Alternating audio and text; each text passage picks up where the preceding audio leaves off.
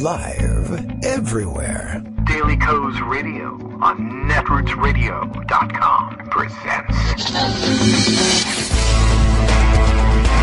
David Walton. Kagro in the Morning Show.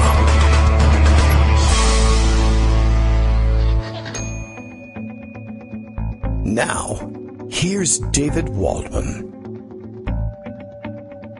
Hey, good morning, everybody. How you doing? It is Tuesday, October 3rd, 2017. We are, of course, one day out from our latest mass shooting, unless there's breaking news anyone wants to bring to my attention. An entire day will have passed. Yes, it's always awkward to get on. It's awkward to get on the air the morning after a shooting like this and try and discuss anything but that. We're a day out, but all the reactions still coming in because this, of course, a tragic situation and a complicated one, and so we have to work everything out. It's not complicated for most of our listeners, probably, but we like to add complication to everything because we like to contemplate all sorts of possibilities. The debate, such as it is, continues. There's a lot of discussion going on about what, if anything, could have been done, who this guy actually was. Lots of news coming in today. We will, I guess we could spend some time combing through it. I'm not quite ready to drop the subject. I'm never going to run away from the subject, of course. But I was wondering yesterday whether there would really be anything else for me to add to the discussion at this point. Everybody seemed to be having the right discussions as far as I was concerned. I didn't feel the need to redirect anything. It's been kind of interesting.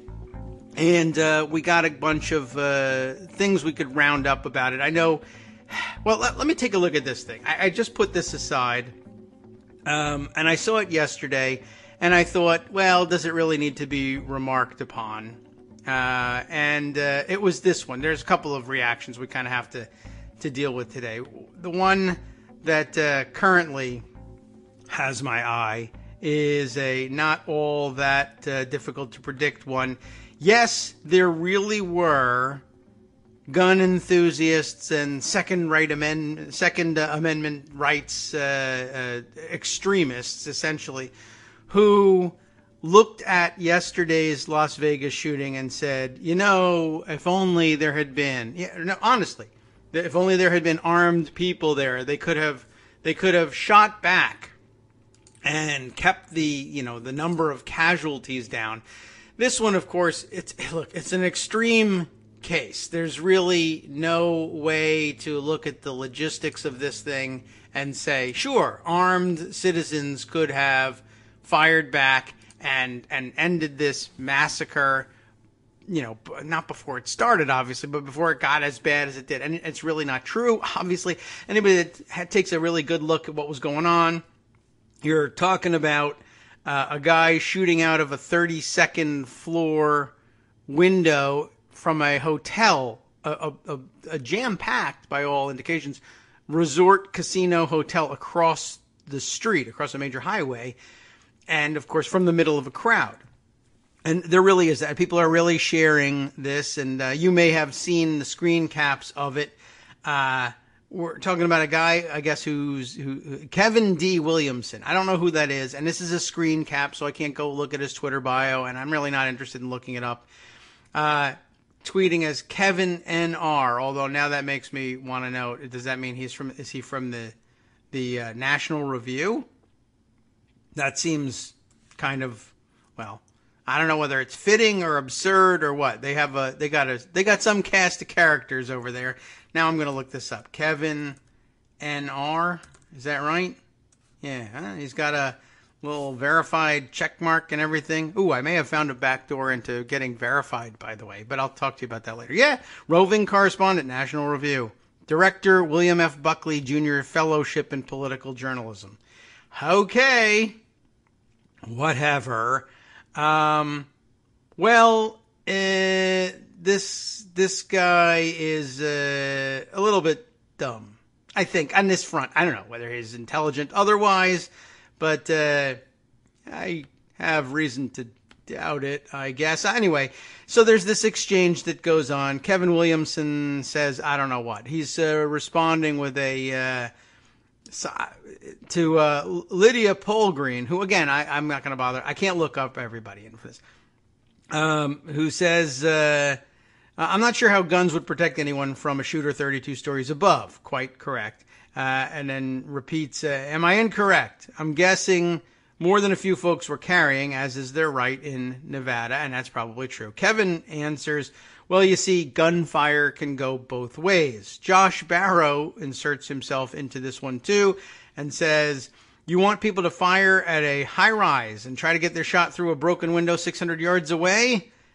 That is a good question. Kevin responds, if only there were some precedent for armed civilians helping to stop a mass shooter high up in a tower. And by all accounts, it seems Brian Beutler also picked up on this one and was saying the lesson I guess you're supposed to draw from the University of Texas clock tower shooting is that it went really well. and they did. There were armed civilians who actually helped to stop this thing, but they had to storm the tower. They didn't fire back and pin. Anyway, that also a relatively, a considerably different situation. How many people do you think were vacationing in the top of the clock tower at the time? That's another issue. Of course, firing at the clock tower and missing means bullets raining down elsewhere on campus. There's a lot of problems with firing at the clock tower. And I don't know if I remember all the logistics of the story of how the clock tower situation went down, but it doesn't even matter. Even aside from that, the statement was stupid a few statements prior to that. You don't have to get to the clock tower issue to see how stupid this thing. Gunfire can go both ways. I mean, just think about the idea of people taking shots with pistols 600 yards away and across a major highway, firing at one 32nd floor hotel room in the Mandalay Bay Casino. All stray shots now are entering occupied hotel rooms. Okay? And that's if you hit the Mandalay Bay. And not the person next to you. Like, remember also, now there's a panic scene. There's people rushing all over the place. You draw your pistol in the middle of a crowd, madly dashing for whatever exits they can find. And as you're firing, you're knocked to the ground by the oncoming crowd. And if you're lucky, the shot gets off entirely before you're knocked over, so that at least there's some possibility that your arm is still raised and your pistol is aimed toward the Mandalay Bay. It's like, sure, I'm going to hit this. The odds of you even hitting the 32nd floor and the wrong, I'll grant you points for hitting the 32nd floor, even if you hit the wrong hotel room. I'll actually give you points for that. But hitting the 32nd floor, almost really an impossibility under those circumstances.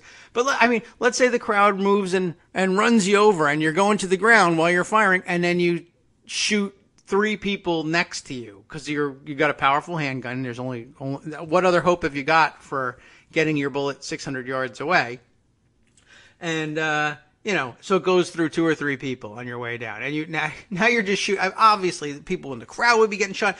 People would be shooting themselves in the thighs and abdomens as they panicked and drew their weapons from out of their holsters or in their waistbands.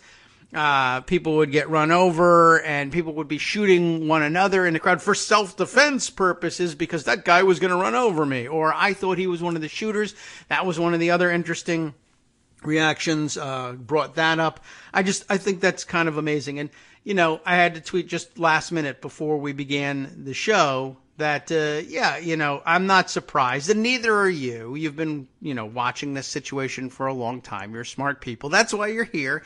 You're not surprised. I'm not surprised that there are people who really, the people who believed that they were the ones who could have bullseyed a shooter inside of a dark and panicked theater are obviously the same people who think, sure, I could shoot the guy through an open window 600 yards away.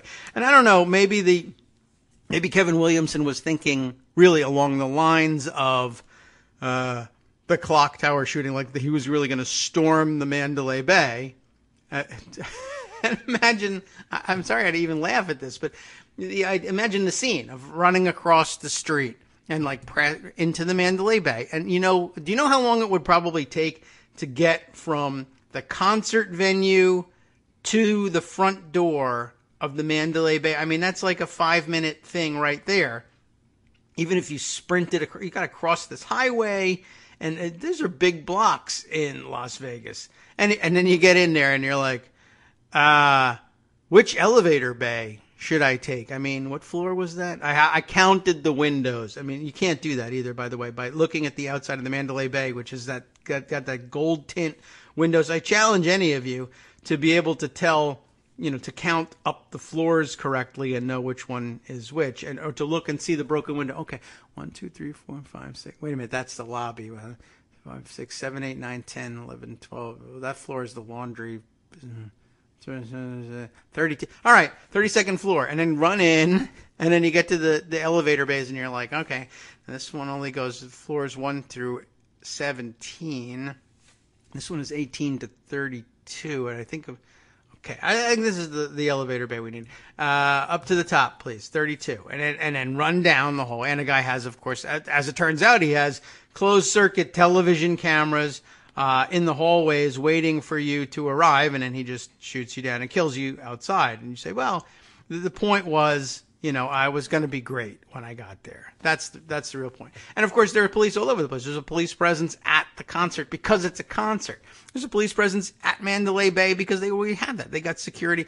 There wasn't anybody that was needed, and there wasn't anything that anybody could have done. Trying to come up with a scenario wherein armed civilians stop the Mandalay Bay shooter in his tracks is useless. You shouldn't be doing it. Let's see. I think in response to the tweets, Meredith here on Twitter says, by the way, to be clear, handguns have practically no accuracy beyond 15 to 20 feet, even by an expert marksman. Yeah, that's probably about right. And I mean, there are super duper marksmen with super duper guns who, if they are lying down or standing and can control their breathing, can actually shoot and hit a target that's not very big from considerably more than 15 or 20 feet. Yes, 600 yards, though, I think. Most handguns, in all likelihood, if you were trying to fire on an angle, certainly if you raised your gun and you aimed it at the 32nd floor window that was broken and fired it, that thing would fall on its way over there, and I'm pretty sure it might not even make it to the Mandalay Bay. You'd probably just shoot somebody in the parking lot or the pool at Mandalay and not hit any window at all. And if you know what you're doing and you think about the rate of of gravity's effect on the bullet, you'd probably have to be looking to fire over the roof of the Mandalay Bay in order to have any hopes of it falling and hitting any of the windows at all. It's ridiculous. It's ridiculous. You shouldn't think about it. It's not going to happen. Now, what else is interesting about this reaction is that it can be juxtaposed with another reaction, and I suppose eventually they will all merge. I saw a couple of people share with me, and I don't even know if I put it aside because what am I even going to do with this? We'll talk about it because it's interesting. But at the same time, it's eye-rolling, and at the same time, we have to be gracious about it and say, well, better late than never sort of thing. I don't really know. But one of the musicians playing at the event, at the concert, has had a revelation of sorts. And I don't know what to tell you about it, but it's getting a lot of attention. Caleb Keeter, that's some kind of country music name there. Keeter. It reminds me of Skeeter, of course, but okay. Here we are. Look at this, by the way. P.S. It is the day after the shooting. And Keith Olbermann, I guess, last night, which was, I guess, the day we learned of the shooting, has the headline here, HuffPost Politics covering his broadcast, podcast. I don't know what he does these days. The NRA should be branded a terrorist organization. That is true, but of course, Keith Olbermann, rather, I guess, infamously, a few years ago, was one of the, we need a decent interval, too soon kind of people. And we shouldn't be politicizing and yada, yada. And he gave me an immense amount of grief for speaking out about gun violence too soon after a major event. Thankfully, like I've said this before on the air, thank God that meme is dead and Keith Olbermann is on the right side of things now. I think he may even have unblocked me at some point, which, well, you can tell how excited I am about it by the fact that I'm not 100% sure that I've been unblocked. That made me pretty mad, but I was never like a huge Keith Olbermann viewer, not because I thought there was anything wrong with the guy, but because I don't watch anything on television except for clips that people send me. Anyway, I just thought that was interesting. So, okay, good. He's on the right side of things. So Caleb Keeter he's a guitarist for the band that was playing at the time, who's probably a famous dude, but I don't know anything about music and even less about country music. So, whatever. And anyway, he has had a revelation, which I find very interesting. And I don't know I don't know. All right, well, here it is. It was Kate Sherrill who sent me this screen cap of his, I don't know, is it a Facebook? I don't know, whatever. It doesn't even matter. But it's a very interesting thing. You've likely all seen it. It reads this way. I've been a proponent of the Second Amendment my entire life. Until the events of last night, I cannot express how wrong I was. We actually have members of our crew with concealed handgun licenses, CHL licenses, and legal firearms on the bus.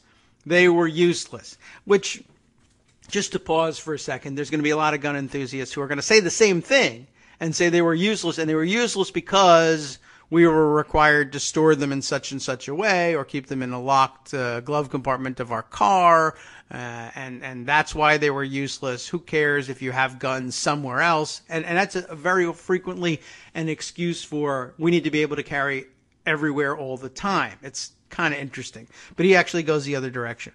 He says we couldn't touch them. This is where it really becomes an interesting observation. Not that we couldn't have guessed this, but it's interesting to watch this person have this revelation themselves. The guns on the bus were useless. And the follow-up for once isn't, therefore, I need to have guns duct taped to my hands at all times. He says, we couldn't touch them, not because he couldn't get to the bus. The shooting went on for quite a while.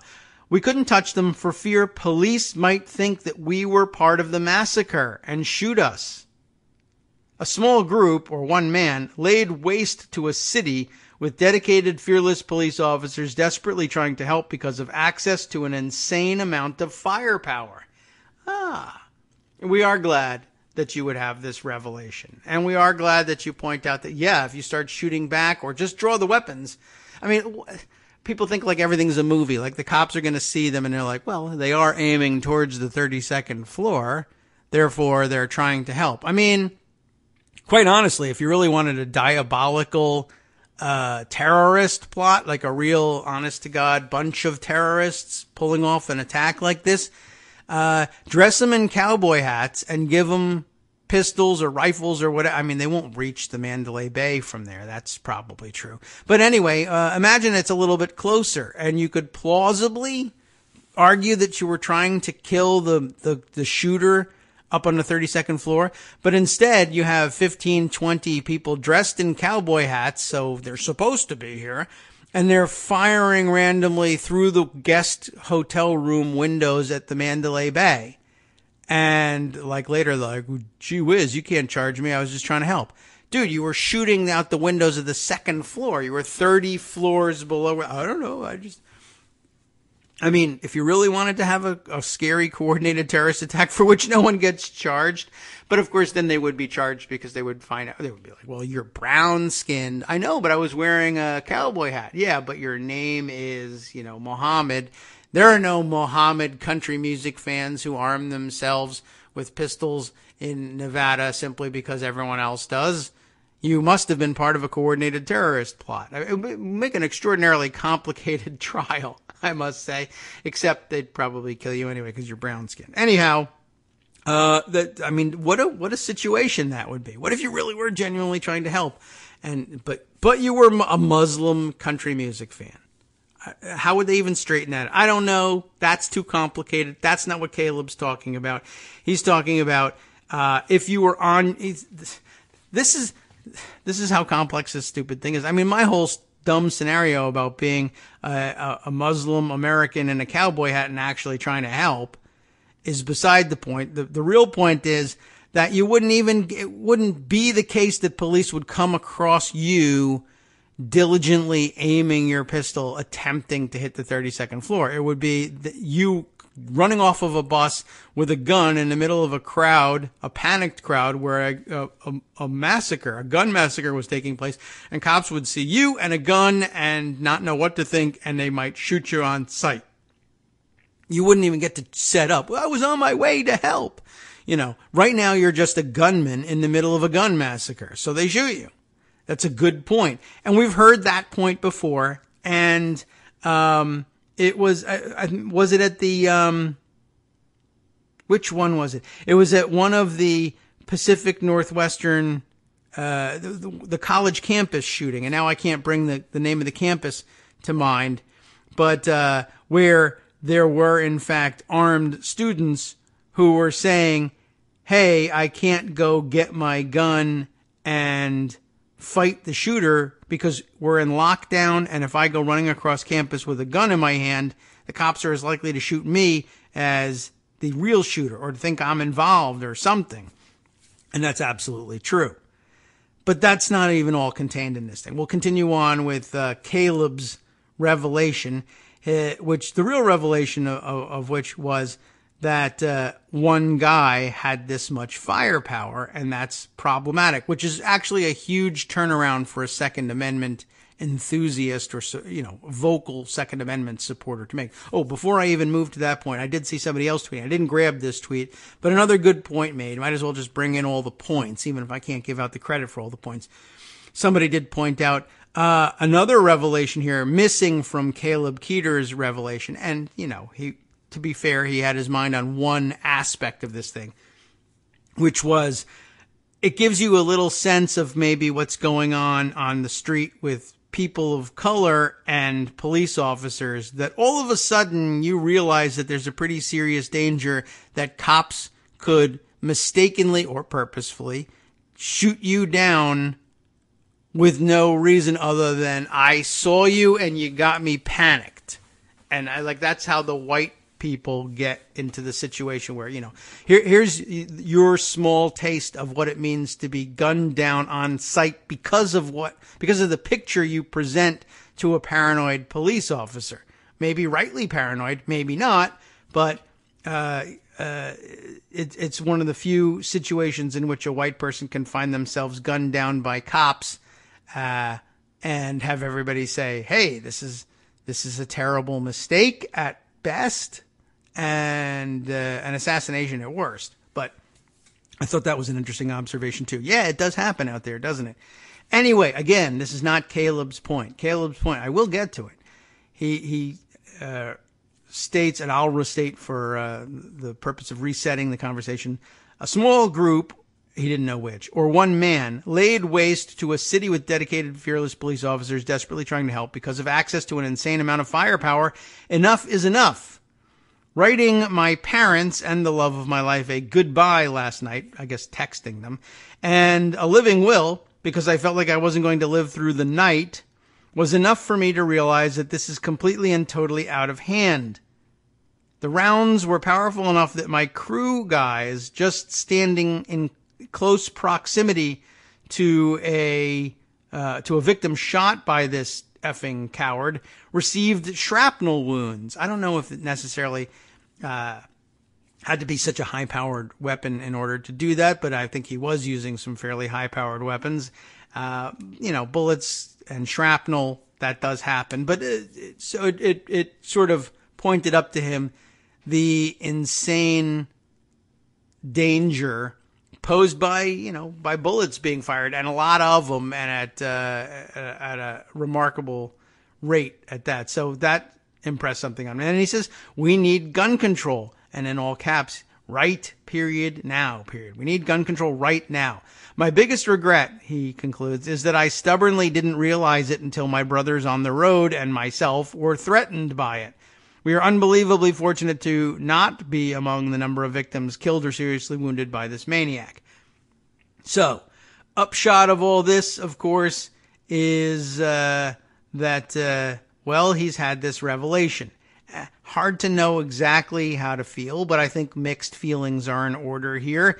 On the one hand, welcome to the right side of things. On the other hand, I mean, it really didn't take any great feat of imagination to guess that this kind of thing would happen. This is the design of these guns.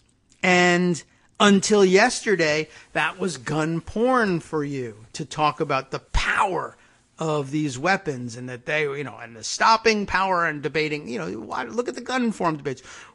My girlfriend wants a concealed carry weapon. What's the best? Any gun form, you'll see people going crazy over salivating over this gun porn. What's the best handgun, concealed carry handgun for a beginner shooter, and for someone of a slight frame but has the most stopping power but the least kickback? And they love talking about this stuff. That was what made their day before. The discussion of the power of these things. And yeah, we could analyze it from a Freudian perspective, but we don't have time to do that because it's almost time to take our first break. And we wouldn't have time to discuss it even if we didn't have a break.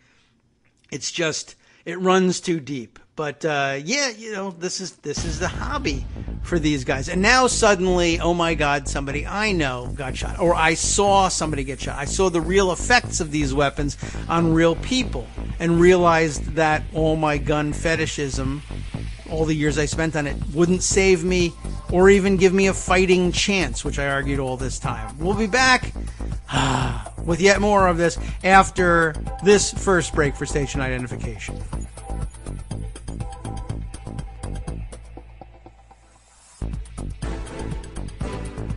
Welcome back to the show. It's the Kagro in the Morning Show, of course, here on Netroots Radio. We are back, and we'll let the music do the talking and wind its own self down. There we go. See, everything's automated now. We were, of course, going over the many, many, many different types of reactions to the Las Vegas shooting yesterday. Of course, plenty of other things going on, but why not obsess for just a little while longer? What I thought was interesting about those two stories in juxtaposition, that is to say, the fact that there were, in fact, people out there saying, yeah, sure, we should have shot back at the Las Vegas shooter, and that would have made things better, which it would not have. And also people who were previously big Second Amendment supporters. I don't really know what that means from Caleb here. I don't know what kind of a Second Amendment support. I mean, I support the Second Amendment in the sense that I know that it exists, and I try to respect the fact that it's got some meaning, even if it's not the one we've given to it or been forced to give it by gun enthusiasts over the past 30 years or so. But I don't know. I'm not certain what to say about. I mean, Armando will tell you outright. Of course, he's for repeal of the Second Amendment. I don't know. I mean, I'm sure he's. Well, I know he's sincere about that. I don't know if I would necessarily go that far, except to say it's getting to the point where you just say, you know what, to hell with it. Overton window, fine. All right, yeah, sure. I'm for repeal of the Second Amendment. Let's go for it. I think that there's probably unintended consequences to that, like there is with everything else, but I might be willing to find out. I might not be. I don't know. But I'll entertain any and all proposals today anyway, because we like to debate complicated things. But I don't know how far Caleb Keeter went with things. Was he a Second Amendment supporter, like I have some guns, so therefore I'm a Second Amendment supporter? Or was he like, everyone should carry weapons all the time and let's shoot back at all shooters, and I can bullseye someone in a theater, and I need a silencer, and I need to be able to have access to these weapons too? Because that's a pretty big turnaround if he was the sort of person who was like, everybody really does legally have the right to a tank and a nuclear weapon. But now I changed my mind because I can see how, the destructive power of these nuclear weapons. And really, it's just a terrible idea. I can't imagine that he turned that far around. Anyway, it was interesting to see both the revelation reaction and the, we should have shot the guy ourselves reaction, and realize one day, even though we can see right now, with no particular gifts of imagination, that firing handguns at the 32nd floor of the Mandalay Bay from across the highway wouldn't really be productive, to say the least. It would probably be what we might call counterproductive in this situation. That's an easy thing to imagine, but so is the destructive power of the weaponry we were allowing people to buy and privately own. So how come you couldn't imagine it? And one day, we may very well be reading the tearful revelations from, what's his name here, Kevin Williamson, that, I was so wrong about that, because I, too, thought that we should be shooting back at shooters, and I was in a situation, unfortunately, and there was a mass shooting going on, and somebody who's a personal hero of mine, Marine Todd, took out his concealed machine gun and fired back at the madman who might even have been an Islamic terrorist. I can't even say the words at this point. But he accidentally, along the way, shot my wife and 6 children in the head and killed them all. And I now realize that firing back is not always the best situation. Or there was a gunman in the apartment below me, and Marine Todd, commandeered a what's the number for it? A-20, the Warthog. A-10s, right? I think that's it. And he commandeered the plane or an Apache gunship, and he fired with all the best intentions at the madman in the apartment below us, but accidentally shot one floor up. And he killed my entire family. I now realize, are we going to wait around for his, tearful revelation? I don't know. I feel bad about this in terms of Caleb Keeter's thing. Like I said, you got to ultimately, if I have to pick one position, I welcome the revelation. Thank you for waking up. We could use your help. But I'm continually astonished that this was unimaginable to people. Where have you been? If you could count yourself as a Second Amendment enthusiast or supporter of whatever stripe, and not have come to the realization that we were giving machine guns to people, essentially, then I don't know where your head's been for 100 years. Yeah, we talked yesterday about the semi-automatics and converting them to being practically automatic versus actually having a machine gun. It sounds like, I don't know, I didn't bother reading up on all the details of it. It doesn't matter to me exactly what the guy had, and there's a good point to be made that disseminating or sharing the information about exactly what he had and exactly what he was using is gun porn in itself, even if we didn't intend it to be, and might inspire copycat crimes in that sense. But it hardly matters. But just to be on record, you don't, we said it yesterday, but once again, you don't have to actually have a fully automatic weapon in order to be able to legally and pretty simply have a weapon that fires just like one. And we could argue all day, if you accept the gun nuts terms in this debate, you'll be arguing all day about the fact that, well, it's still semi-automatic technically and blah, blah. You're disqualified from the debate if you think it's automatic.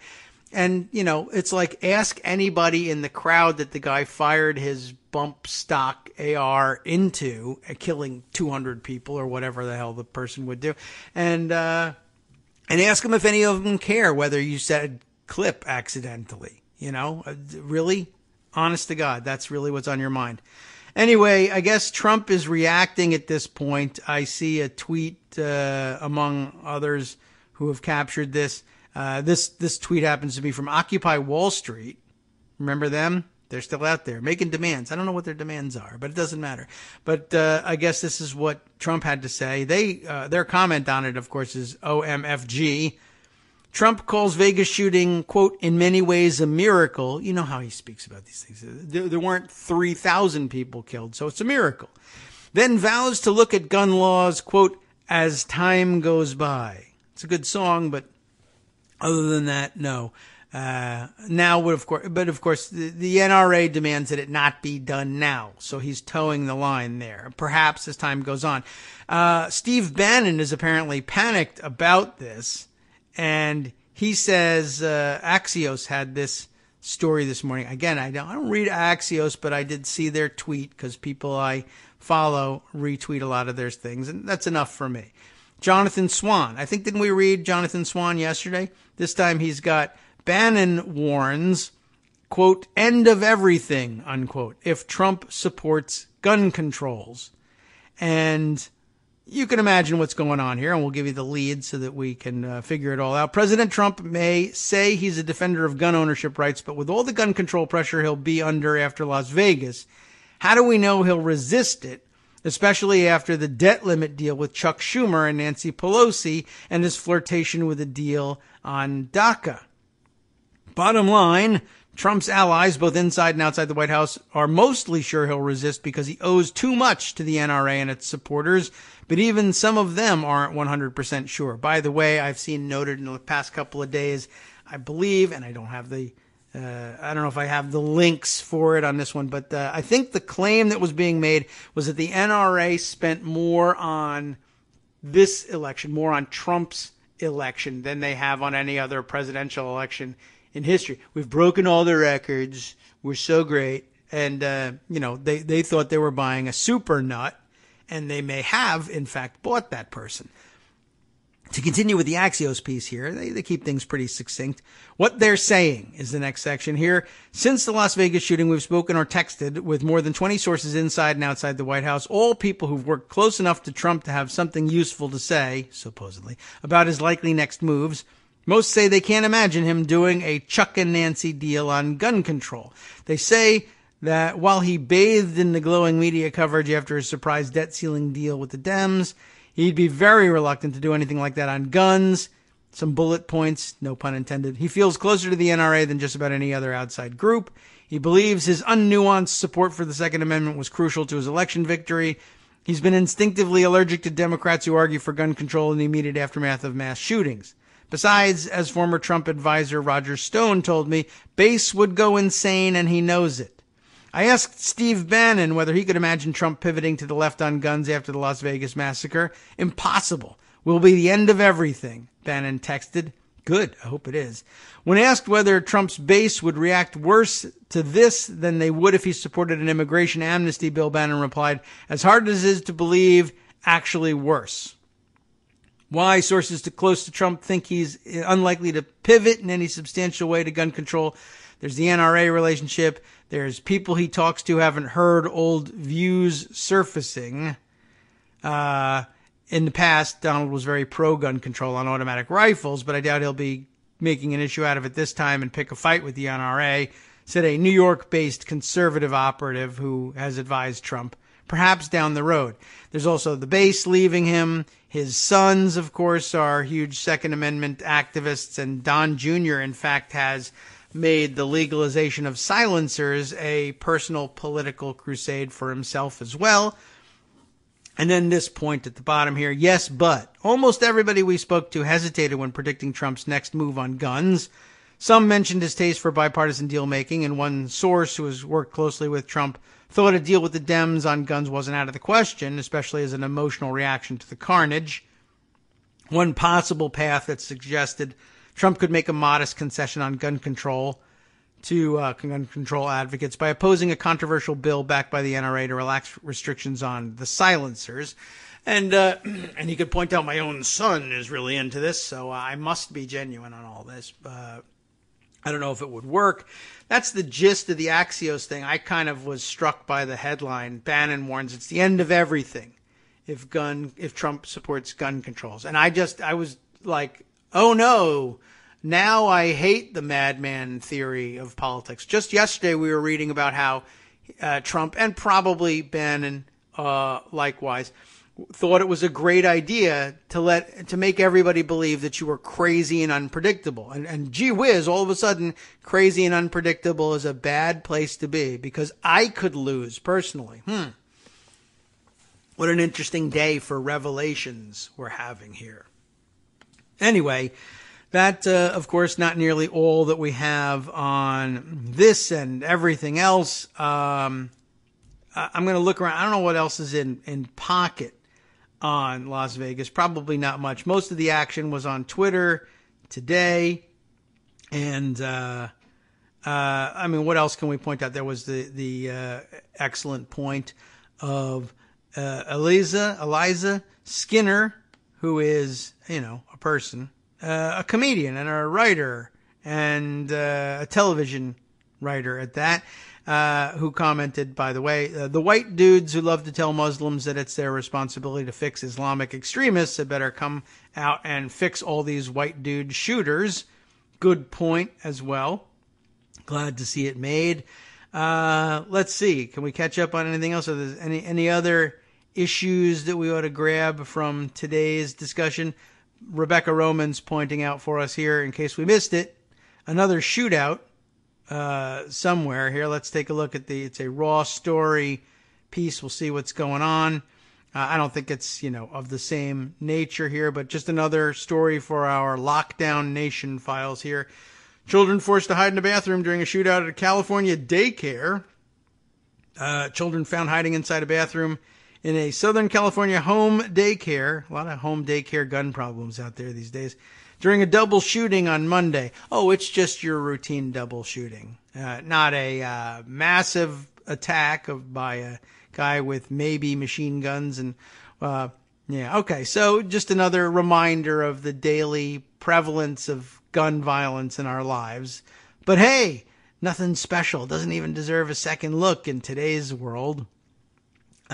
Lots of discussion about the number of guns that the guy had, both with him and at home, and some good points about people saying, one of the best ideas about a gun registry, despite the Second Amendment concerns or paranoia that it raises in the mind of Second Amendment advocates or enthusiasts, however you want to term them, would be that you'd be able to figure out what was going on when somebody was stockpiling weapons like this. This guy has 42 or whatever it was. Then, of course, we saw some takes out there among journalists that, if you think 42 guns is a lot, or 18, which I think is the number that he had with him, statistically speaking, it's really not, because there's lots of people in this country who own so many and blah, blah, blah. And of course, you know what? It's true that there are people who own 100 guns. 42 is still a lot. 18 is still a lot. It just is, because it is. I don't know. How do I explain this to you? I mean, the statistics included in the article were particularly dumb because it pointed out that there's a small number of people who own a tremendous number of guns. And that tremendous number is even larger than 42. So therefore, 42 isn't actually very much. And the real answer is, yes, but look at how narrow the slice is of America that owns more than 10. It's actually, statistically speaking, fairly unusual. And so, therefore, it is a lot. And you're completely wrong, and you don't understand the statistics you're bringing to the argument. But okay. Let's see what other fun things are there to pick up on. Some comments here. Chris Fry saying, right-wing brain, for the most part, can only have situational empathy. It is a form of sociopathy. And we have been on that point quite a few times. That is actually true. We constantly are remarking that it takes having something like this happen to a Republican for them to get the sense that, oh my gosh, this can happen. I had no idea. It is really amazingly hard to understand that this did not get through to people before. But, what can I tell you? This is a messaging issue, I guess, in a sense. You could boil it down to that if you really want to take all the emotion and all the exciting issues out of it. It's just plain messaging issue. I mean, this is why they play campaign ads 1,000 times an hour. There's always going to be somebody who didn't see it or for whom it didn't sink in. and the marginal benefit of getting that extra person versus the marginal cost of finally reaching him, you have to play it 100 times in order for it to sink in, is worth it, I guess, to some extent. And so, all right, fine, whatever. That it's not calculating the marginal value that I'm talking about. It's the fact that there are still people who wouldn't have seen this thing or gotten this message. I mean, there's no way you could be a live human being who pays any attention to anything and not know that guns are extraordinarily powerful and they will tear you up. But, and how you could be a gun enthusiast and not know that, I don't know. But I guess all the action with that, with respect to tearing things up, happens at the other end of the range. And they don't see bodies, and they don't see what actually happens to real people. They just see what happened, the little holes in the target of the person that's pointing a gun at you, or maybe is a picture of Hillary Clinton or a zombie or something like that.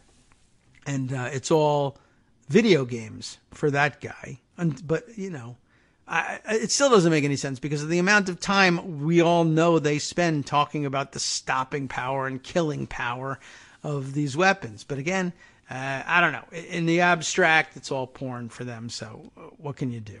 I don't know. I'm not even certain that there's more to boil out of that one. Let's see. Here's another interesting situation. I did see this one along with Jesse Burney's comment on it.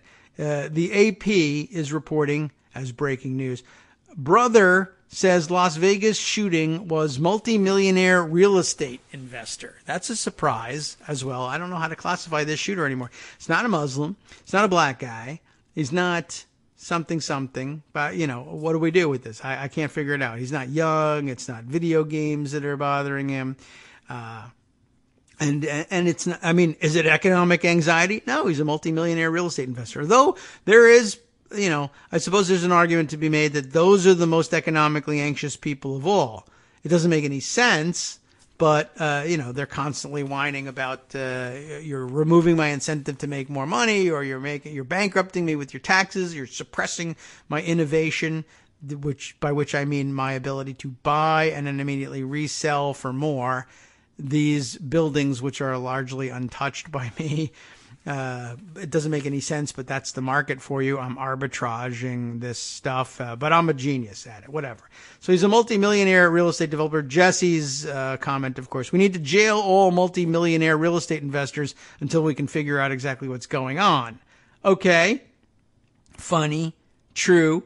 Well worth thinking about, but it made me think about things like, well, for instance, this would be the second multimillionaire or alleged multimillionaire real estate investor who I've run across who thought that he could shoot people in the middle of the street and not really affect either his base or the things that the people like him believe. It'd be interesting to see. The guy's dead, of course, and also he was crazy while he was alive, so there's never going to be any resolution to the question of, did you believe that your shooting people like this would result in a change in gun laws? And very likely the answer would be, well, no, America knows that its gun laws are sacred. And we didn't change anything after Sandy Hook, so we're not going to change anything now either. So I can literally shoot people in the middle of the street and not lose my base, essentially. But apparently this particular sociopathy is common among multimillionaire real estate investors. I am not sure that we're getting a clear picture of this family here, by the way. Among the many tweets I saw yesterday about the shooter was one, the brother being interviewed saying, oh, this was from like out of left field. We don't know what happened here. He doesn't have any affiliations, any political or religious or fanatical affiliations that we know of that would have predicted anything like this. It was like, he said, like an asteroid fell out of the sky getting this news. And then later in the day, I saw a tweet go by that from one of the news organizations saying, by the way, the shooter's father was apparently on the FBI's most wanted list at some point. And I think for bank robbery, which is admittedly different in some respects from mass murder. But I kind of wondered about that. Like, you know, was it really an asteroid from out of the blue if your father was on the FBI's most wanted list? one doesn't necessarily predict the other, but I mean, just sort of like that's some exposure to sort of the criminal world and being a mass murderer. I don't know. It just seems really strange. And of course, I don't know the family situation. Like, did they know that? Was there maybe? I wouldn't be surprised if a person who was on the FBI's most wanted list didn't stick around, let's say, to raise the family. Okay, you kids are my children, true, but I'm abandoning you for a life of crime, and you later find out, or maybe you never do find out. Your mom, does your mom tell you? Where's mom? Where's dad? I know he's gone, but like, what was he like? Tell me. Well, your father was on the FBI most wanted list. I mean, do you tell the kids that? I don't know. This is all crazy speculation. Don't spend time on this. Move on from this. I just thought it was weird. Another example, really, I guess the only lesson to draw from this is the news cycle immediately following one of these things is full of things that sometimes are not true, sometimes are true, but you can't make any sense of. And who knows what the hell you're going to learn in the flurry, in the rush to find a scoop. You could come up with almost anything. Let's see. Oh, yes. Here's an interesting comment, too. Good point. Not only was he a multi-millionaire real estate investor, but I understand he was something of a habitual gambler. He, of course, was at the casinos all the time. I think that's how he got the room he got. And I think he took more than one room, as a matter of fact. That's why you see the broken windows with a little bit of space in between them. He moved between rooms, apparently. But apparently, I guess he got a suite, and he was comped because he's a regular at Mandalay Bay and gambles all the time. But our Montreal friend, BJ Hutch, our Montreal girl, that's her idea. I'm not calling her a girl. She says it's okay. Gamblers are adrenaline junkies. She says, what about gun nuts? They might very well be of the same, cut from the same cloth. I don't know what the overlap is. I suppose gun nuts in Nevada are likely to be both gamblers and adrenaline junkies and gun nuts. I guess that could happen. And there's probably some considerable overlap just because, having a bunch of guns is considered a manly man's thing to do, and so's gambling. And so, I guess you won't find that an uncommon overlap. I love to go to casinos. I love to have guns. Maybe it's all about adrenaline. Maybe not. I don't know. I don't know what drives these guys necessarily. But a good question, something to keep in mind. Brian asking our Canadian pundit, Canuck pundit friend, again, his idea. Did I hear about Tom Petty? I did. I'm rarely deeply moved by celebrity deaths. I always feel left out in all that. It's like, okay, Tom Petty. That's sad. Like, I know Tom Petty. I know who he is. I know his music. I appreciate it. I saw all the videos going. I was never like a super Tom Petty fan or anything. There's no chance that if anybody had ever asked me, name your favorite bands, that Tom Petty would have come up. But obviously he's pretty huge, and all of his work has been pretty important, and more important than I'm willing to acknowledge. I'm just not. I don't know. That doesn't. I'm not the person to speak to that. I think it's safe to say you're never going to find me tweeting lyrics from a musician who's just died in memoriam to them. That's not the kind of thing I do. So I stayed off of the Tom Petty thing. Then, of course, it had happened yesterday after the show, of course. So it wasn't top of mind for me this morning either.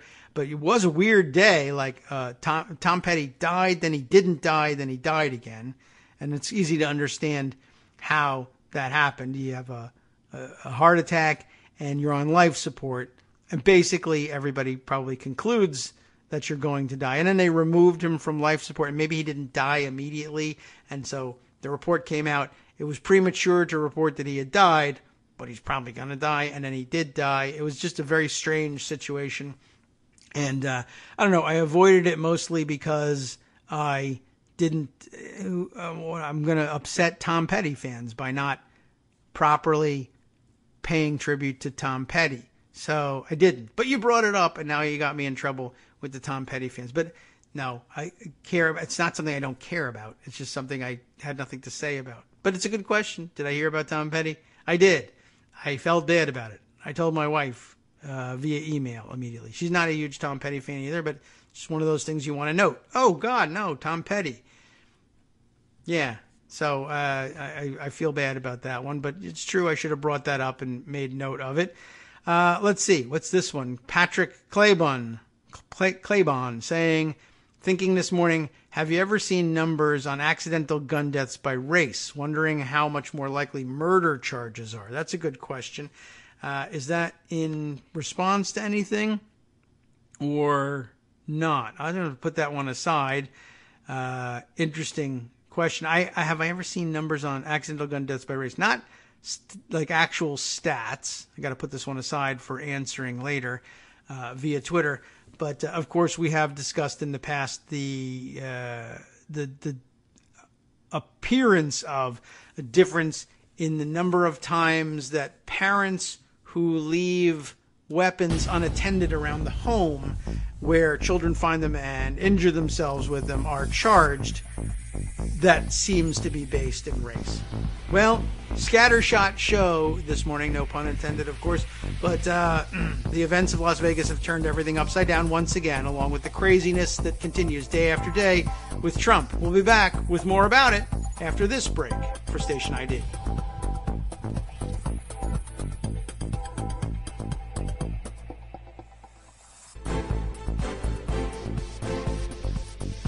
Welcome back to the Kagro in the Morning Show, right here on Netroots Radio. We will continue our discussion of anything and everything that happens across our transom this morning. Like we said, we're doing a sort of stream of consciousness today. Most shows really are that way, but they hang together a little bit more closely, sometimes in terms of themes.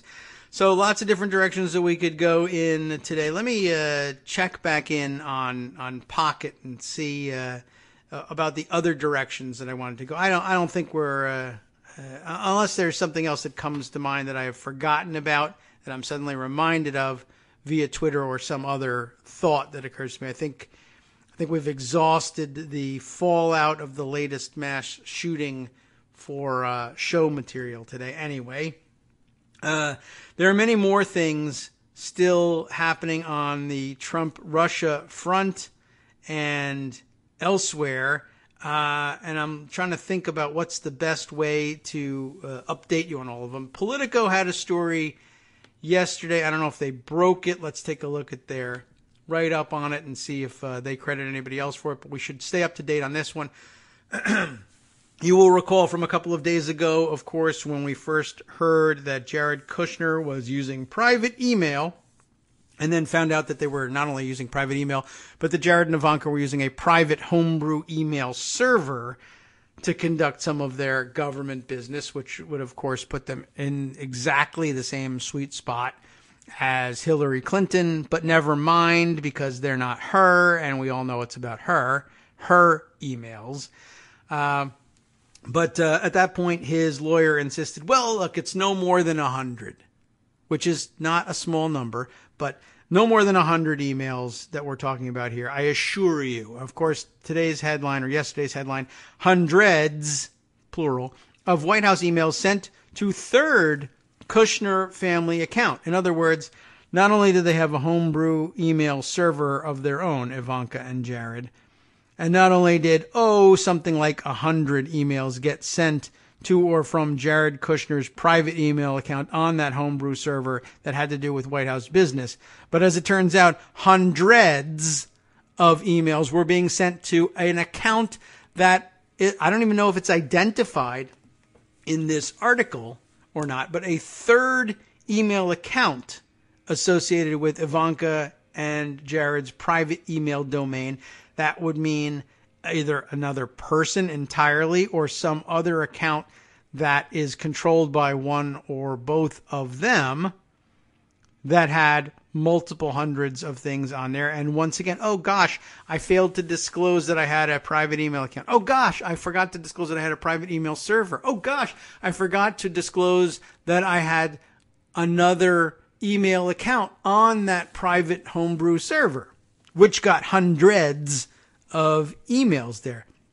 Every second of every day, there's another thing that Jared Kushner forgot to tell investigators, and that is directly material to everything that's being investigated right now. There should be obstruction of justice charges on Jared Kushner just for his forgetfulness at this point, if you believe it is forgetfulness. White House officials, it says, are reviewing a third email account associated with Ivanka Trump and Jared Kushner's private email domain. Josh Dawsey and Andrea Peterson reporting this one yesterday at Politico. Let's see if we can get the gist of the story quickly. White House officials have begun examining emails associated with a third and previously unreported email account on Jared and Ivanka's private domain, according to 3 people familiar with the matter.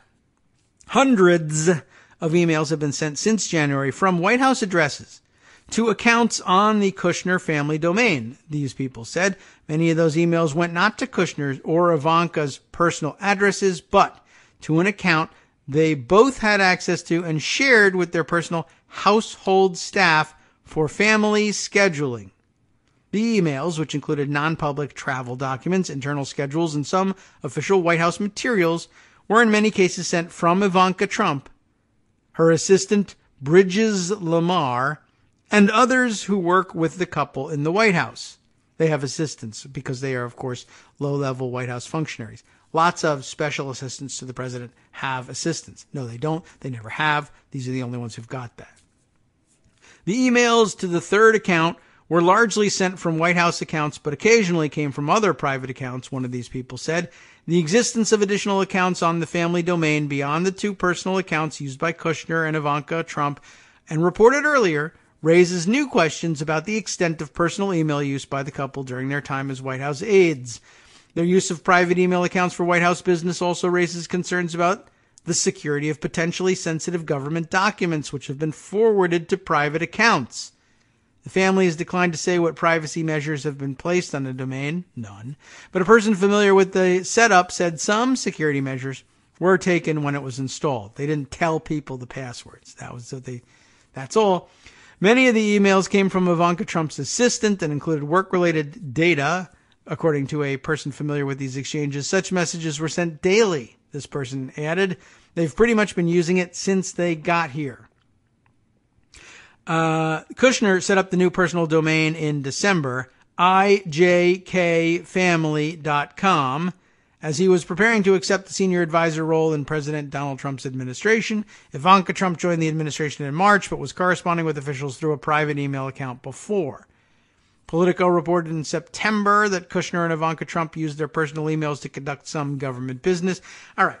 What's going on here, of course, they probably thought that there was nothing wrong with it, but they never think there's anything wrong with any of the things they do. But they walked right into exactly the same situation as Hillary Clinton. And so all the speculation about her applies to them. We need to see all their emails. And of course, anything that's deleted was basically it should basically be deemed the Benghazi stand down order and lock them up. That's all there is to it. They just did exactly what she did. They probably thought there was nothing wrong. What they thought they were doing was Ivanka and Jared's assistants were forwarding, or they were probably sending to their assistants, look, here's my schedule for tomorrow.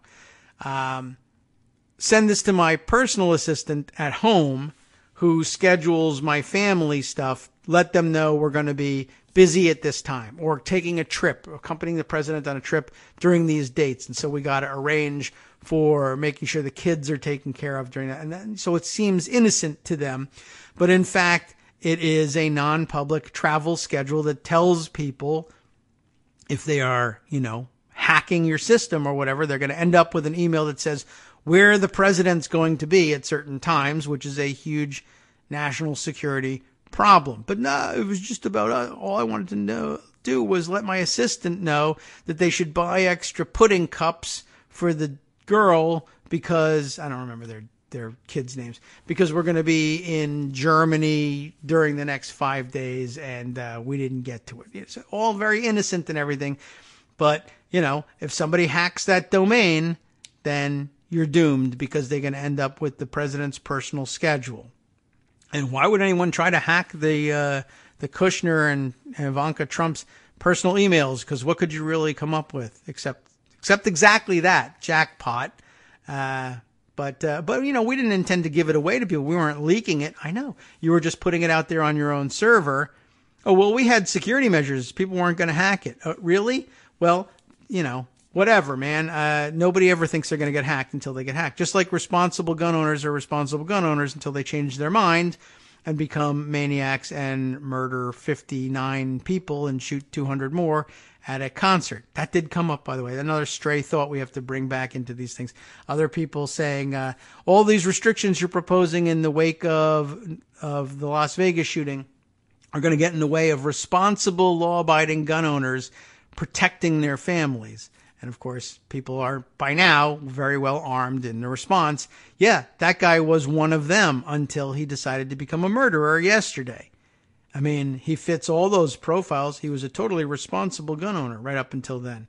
Anyway, that has nothing to do with the email situation. I just wanted to bring you up to date on the fact that now, what is it? I'm now curious. I did see Abby Lowell's name come up a little further down in the article.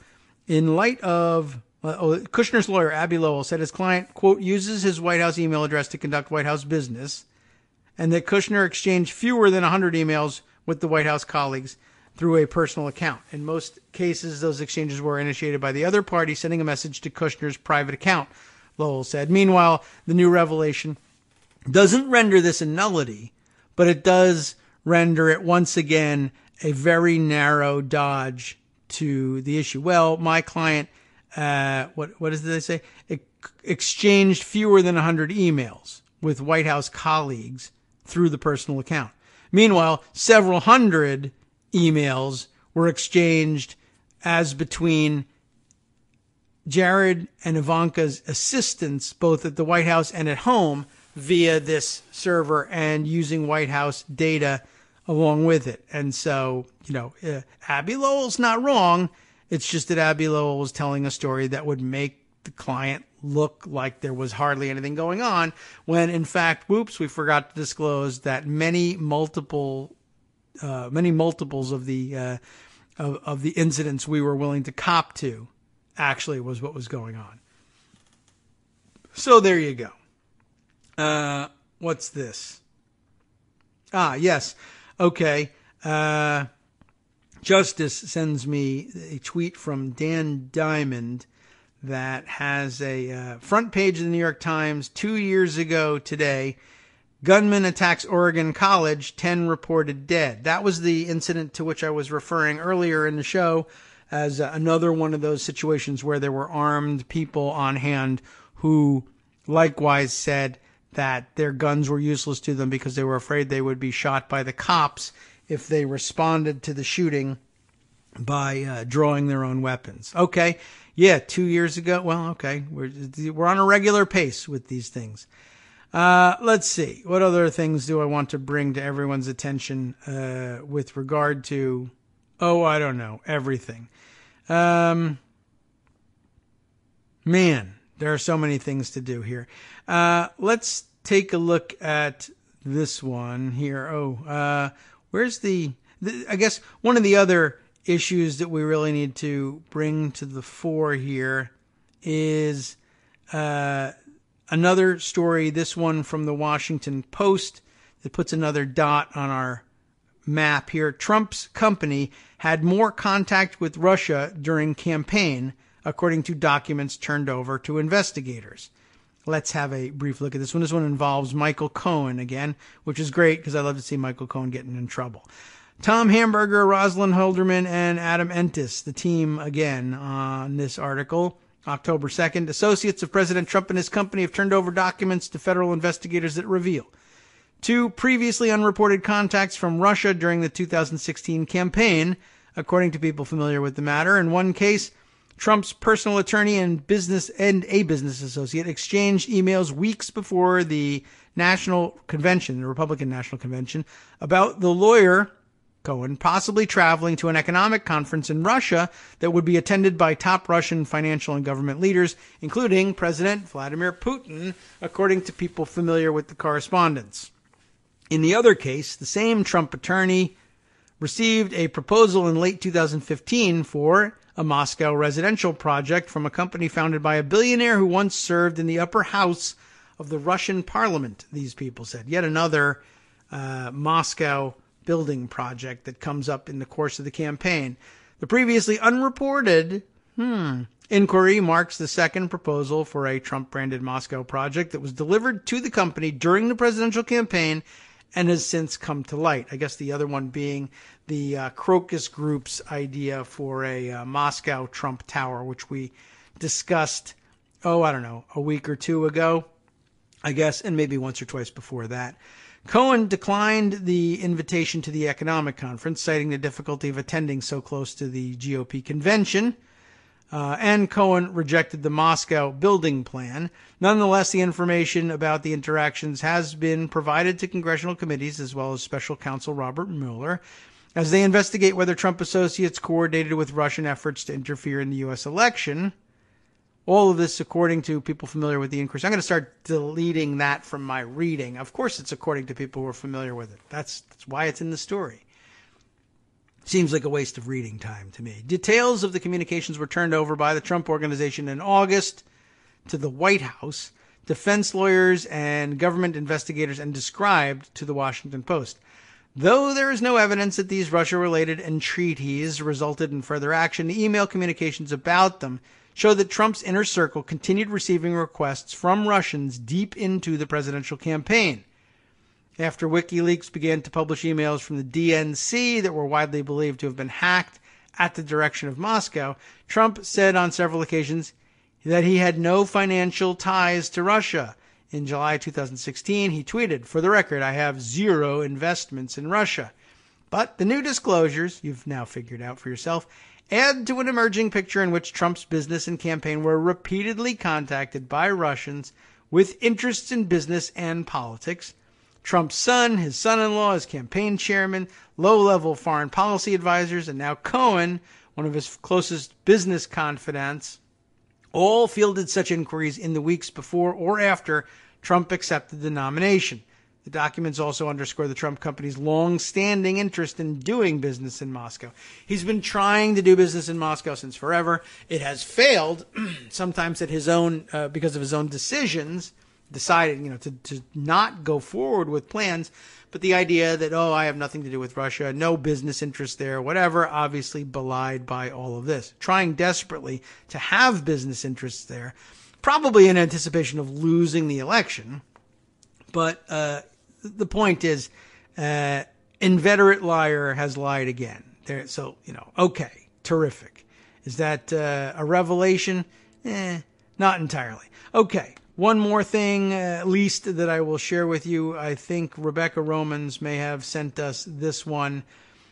She says, in case you missed it, I know I did. We have this piece here from where? IR. What is that? Independent Reporter. I don't think I am necessarily familiar with this, but 3 major bombshell Trump-Russia stories you missed yesterday. So let's find out whether we missed them. Rebecca says she missed them. We missed talking about them almost certainly. Did I miss them entirely in the news? Usually I think that I haven't, but it's good to recap these things. But this first one, right out of the box, I think I may actually have just plain missed. We'll see whether that's the case for the rest of them. Because of the tragic shooting, which took place in Las Vegas to start the week off, much of the media and the public's attention was obviously focused away from the ongoing Trump-Russia investigation. By the way, we're reading the work of Brian Krasenstein here, posted today at Independent Reporter, ir.net. In case you were wondering. Anyway, he continues, that by no means should indicate that things have stalled. In fact, the last 36 hours have been incredibly eventful from a media perspective. There are 3 major stories which broke over the last 12 to 36 hours related to Trump-Russia. Below is a brief summary of each, just in case you may have missed them. Number 1.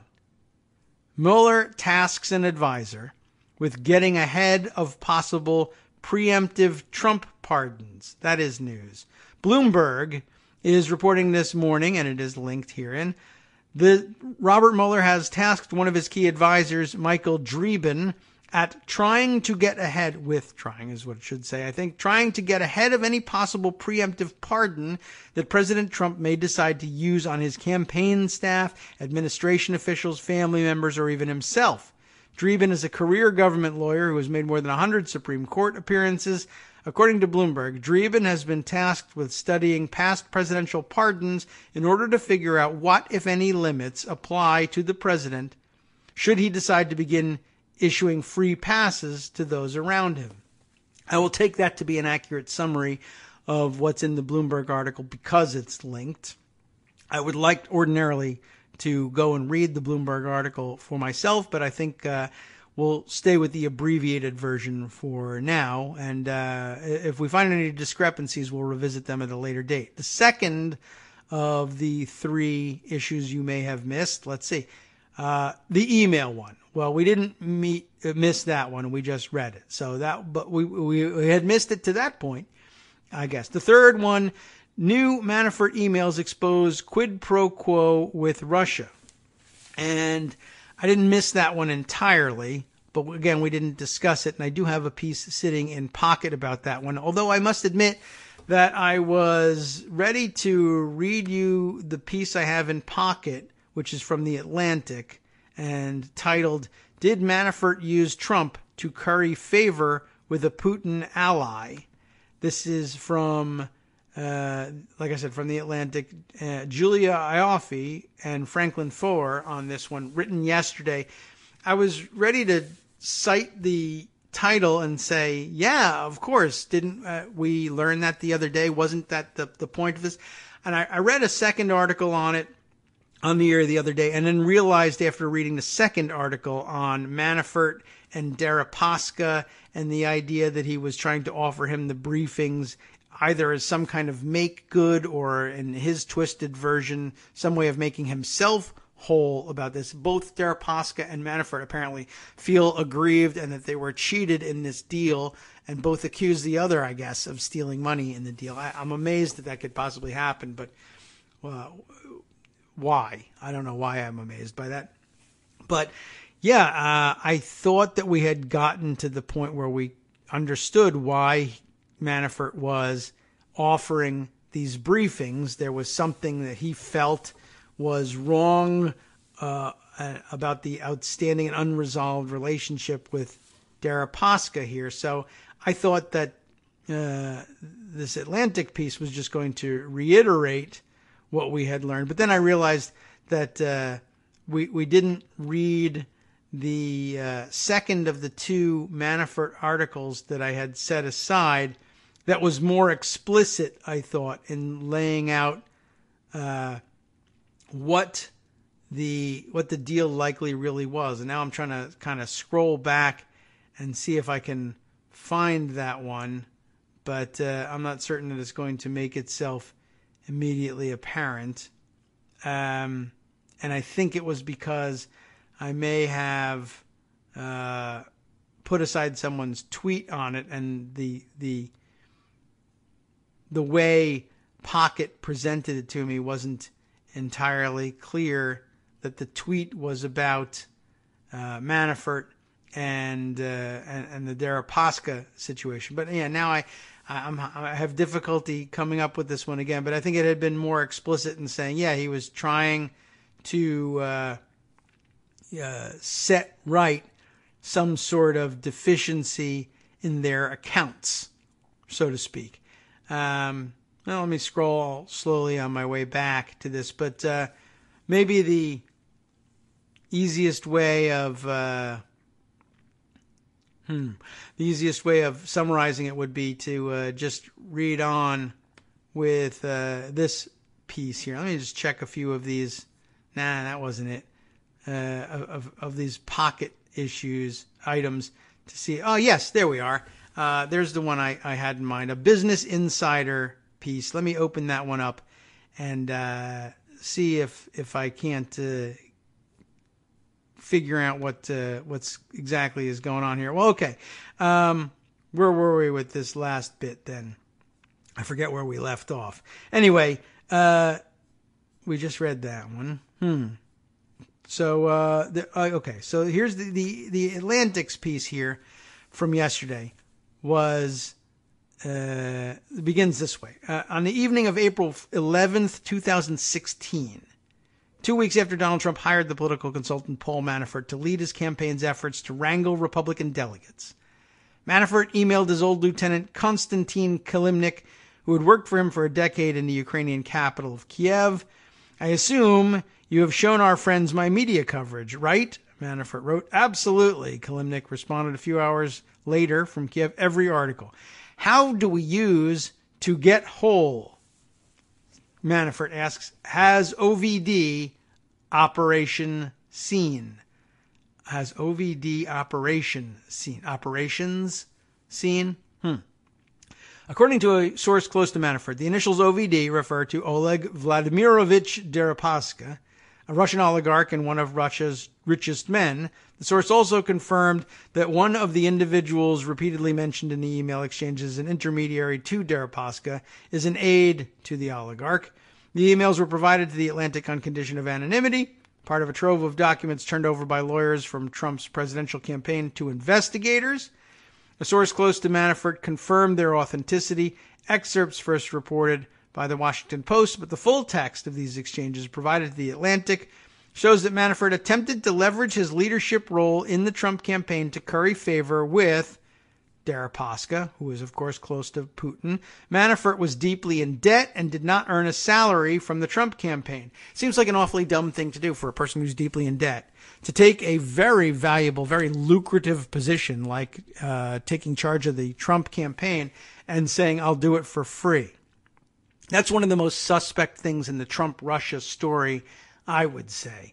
Why does a person with that much debt take a job like that that's all-consuming and extraordinarily lucrative in other circumstances and say, "I will take nothing for it"? If not, and here's the theory, if not because it is an important outcome for some Russian oligarchs is seeing Trump either win or seeing Trump aided in his effort to undermine American democracy, essentially.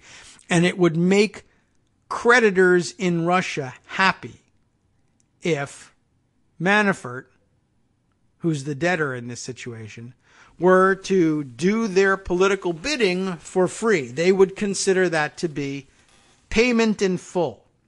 What's interesting to me about the confusion about who owes who here is that is the wording of this email. How do we use this situation that I've just been hired by Trump to get whole, which is usually what people would say when they feel like they are owed money. All the stories say that Manafort owed Deripaska money. And Deripaska sued, saying that Manafort owed him money. But that's not... The email would otherwise have... If Manafort was acknowledging his debt to Deripaska, presumably the email would say, how do we use this to make OVD whole so that he gets off of our back? The how do we use this to get whole suggests that he thinks he's owed money, which I still haven't really figured out here. But anyway, the only way in which it makes any sense that Manafort, who's so deeply in debt, takes the job for free. Well, there's actually another way, I suppose. If he was deeply in debt to Donald Trump, he could take the job unpaid, but I don't think that's the case unless there are some weird transfers going on here. And I guess that brings me to my reasoning for scrolling around for that Business Insider piece. I really did feel like there was something important, but I won't be able to tell you exactly what that important thing is until after we break for the third time for station identification, take a short 2-minute break and come back to try and figuring this out. Now, I guess also still looming out there is the question of why Steve Bannon agreed to work for free, although he was certainly getting compensated for his work through the Mercers. but does it still have a Russian connection? It would be awfully incriminating if we could figure that one out and connect the two. But we'll see after this break. We'll be right back.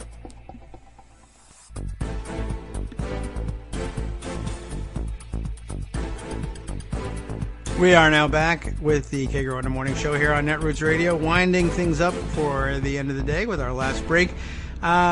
Before we begin on the Business Insider article that I referenced, a good thought from Karen D, who tweets as, well, you know what, there's no N in there, is there? I've always thought you were Karen SF, but the N is missing. Is that right? I'm going to look closer. I need a new prescription for my glasses. KARESF. That makes it sound like you work for KARE Television or something like that in San Francisco. Maybe you do. Is that the case? Do I not know that about you, Karen? All right.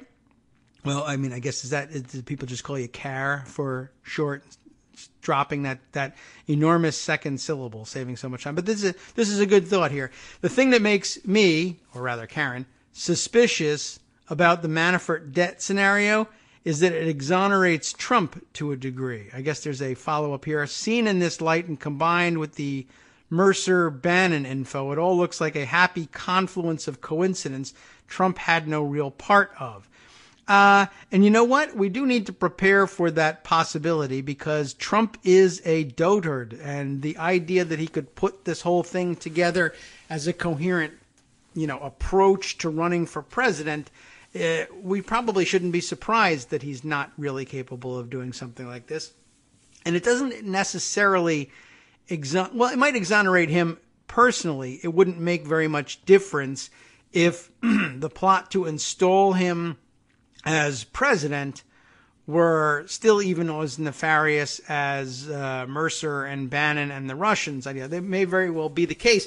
And in fact, that's part of the argument for why the Russians did this is he is an empty suit. He's a dotard and an idiot and easily manipulable. And the idea that there was such a candidate out there who had a viable shot at being nominated, and then once you're nominated, really at this point in this country, if you're nominated by a major party, there's a pretty decent chance that you could win. You can never really be counted out. And so the fact that the guy, look, he put himself out there to run for president because he's a dotard. He doesn't understand that he's horribly unqualified for this job. He thinks he's qualified for anything. He thinks he's the most brilliant person in the world. And he probably thought that about himself when he had his full faculties. And now that he doesn't know that he doesn't have them. And he's not afraid of running for president because he never really was afraid. He thought he was entitled to the job if he wanted it. The fact that Russian operatives would see this, and it doesn't exonerate him entirely, of course. It does, like you said, to an extent, it exonerates him. They had reason to believe that Trump would be manipulable, even if he knew that the manipulation was coming from Russia, because they had spent so much time and effort making him into a pro-Russian figure, showing him that so much of your money, so much of your personal wealth can come from Russia. We can provide this to you. So long as you launder our money for us, we will keep you awash in cash. And we know this much about you. You love being awash in cash, or at least being able to appear that you are awash in cash. And we're willing to do that for you. For a number of reasons, not the least of which is we don't think you have the mental faculty to discern that you are being manipulated. And so therefore we should be able theoretically to basically direct American operations from Moscow, which is a dream come true. It's worth trying to do. We also think that if there's some possibility that you would understand that there was something inherently wrong with having the phone buzz on your desk and having Vladimir Putin tell you what to do and then you go do it as the president of the United States, there was still some possibility that there was enough cognizance in Trump's brain that he would be able to understand, yeah, I think this is essentially wrong. We don't want this to happen. Well, okay.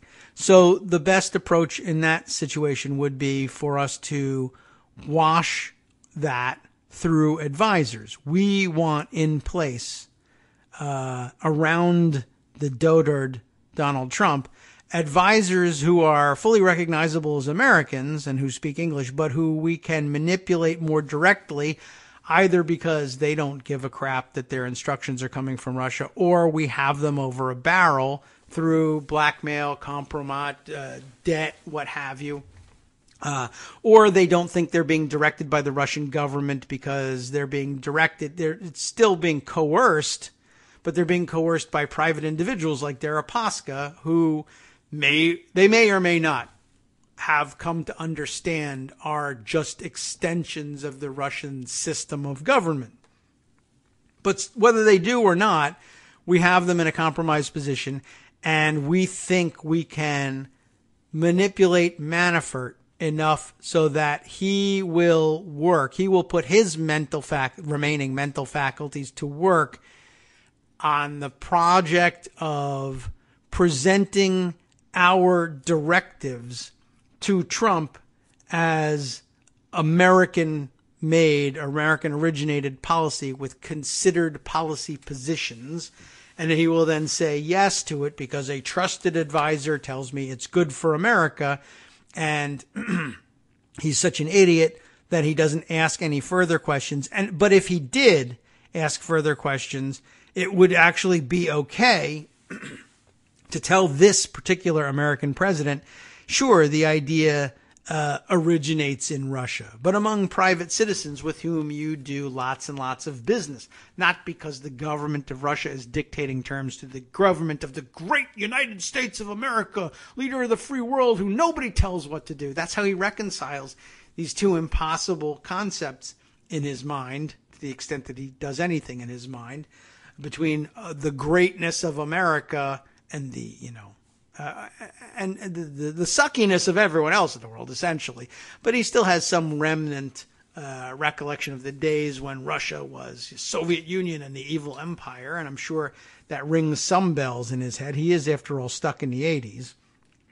But between being able to manipulate the rest of the people around him and having curried favor with him through the private business dealings of private Russians acting on behalf or at the direction of the Russian government, this all comes together. I think that it doesn't do much to exonerate him. And I don't think Karen was saying, he's off the hook here. She did say quite clearly exonerates Trump to a degree. And I guess that's the degree to which I will agree. Or that I agree that that's the degree to which he's exonerated in this, if at all. Why, though, here's, I think, a better look, perhaps, or at least something that opens up more possibilities at the Manafort-Deripaska relationship. Natasha Bertrand's piece from September 27th in Business Insider. This is the headline here. A very effective way to conceal payment. We know more now about why Manafort offered private briefings to a Russian oligarch. The top of the title tells it all. A very effective way to conceal payment. Now this begins to make some sense. Some bullet points as subheaders here. Paul Manafort offered private briefings on the Trump campaign to a Russian oligarch in hopes of resolving a business dispute. A new report says that makes it much. It states it directly. We understood that from the first time around, but at least it's put plainly here. The dispute erupted as a result of the failed 2008 business deal.